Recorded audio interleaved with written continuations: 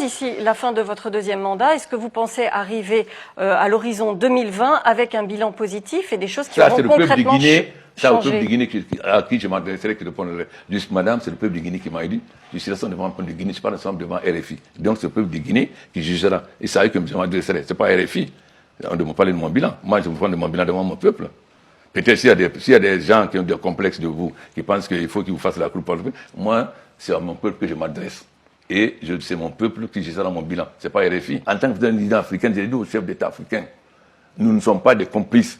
Nous ne sommes pas un syndicat de chefs d'État. Nous devons dire les 4 vérités. Je l'ai dit publiquement à l'Union africaine, tout le monde a entendu. Mais ça ne vous intéresse pas. Non, mais si, vous avez dit aussi... Ce qui vous intéresse, c'est venir en Guinée avec des idées arrêtées. Quand vous dites que la Guinée n'a pas... Mais madame, je suis choqué de vous entendre dire que la Guinée n'a pas J'ai bien entendu, monsieur le Président. J'ai bien entendu. Je suis choqué. Non, je suis choqué. C'est cette désinformation de l'histoire de la Guinée. Vous aviez dit la Guinée n'a pas décollé, alors que... Monsieur le Président... Quel était notre PIB? Demandez au Fonds monétaire. La Banque monétaire, le Fonds monétaire est là. Quel était notre PIB? En 2011, c'est notre PIB maintenant. Madame, ou bien vous vous informez, ou vous venez avec des idées arrêtées pour aller... Est-ce que ce n'est pas la peine de venir en Guinée? Vous restez en France et vous le dites. Vous dites après qu'il n'a pas décollé, vous venez en Guinée, vous ne savez rien. Quand en 2000, ceux qui sont venus ici en 2011, il y avait combien d'hôtels? Et s'ils pouvaient dormir? Il n'y avait que le nouveau hôtel. Aujourd'hui, il y a combien d'hôtels? Vous êtes très contente d'être au Millennium, d'être au Sheraton, d'être au Palm Hotel ou bien d'être à Kaloum. Si vous venez en 2011, il y avait ça. Vous, dans la Guinée, n'a pas bougé, il y avait ça. Aujourd'hui, vous êtes très content d'avoir des hôtels où vous pouvez dormir comme à Paris. Et vous venez me dire, la Guinée n'a pas décollé. Mais non, madame. Si vous êtes venu avec des idées, vous êtes venu avec des idées arrêtées, alors partez avec vos idées arrêtées.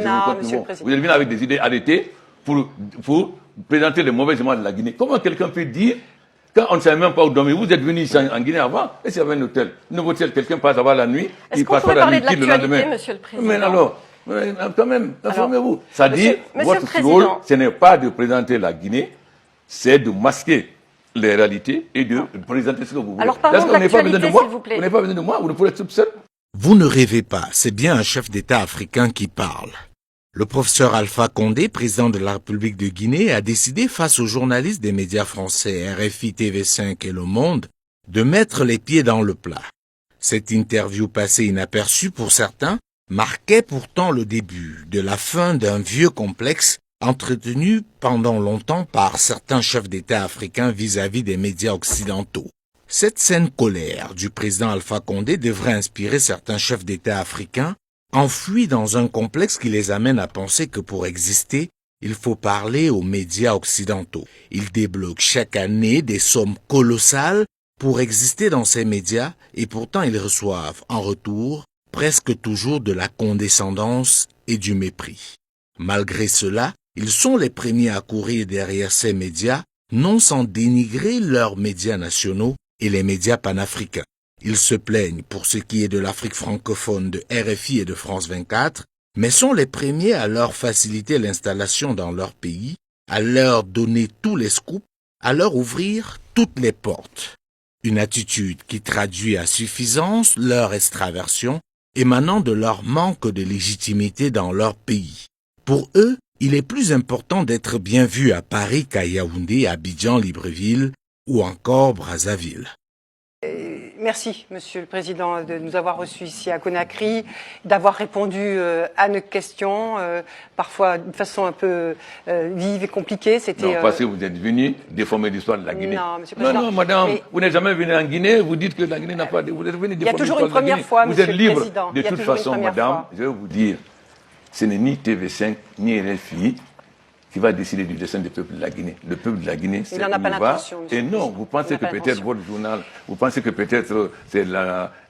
parce qu'il y a beaucoup de chefs d'État qui vous courent après. Vous pensez que moi, je dis que le peuple de Guinée sait ce qui se passe chez lui.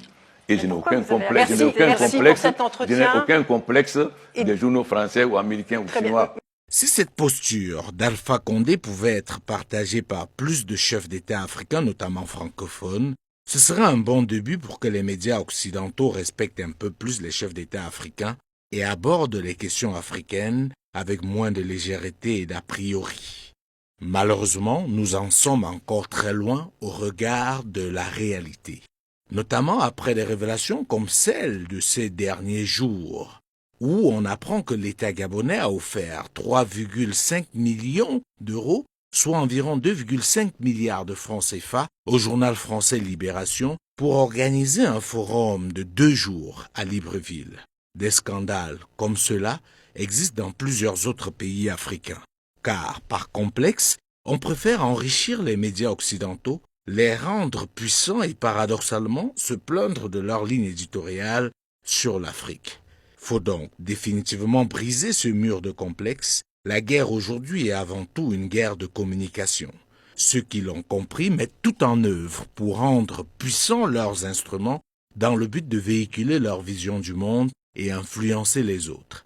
Malheureusement, une bonne partie du continent africain continue de tout absorber sans filtre et au lieu de rendre forts leurs médias, les affaiblissent.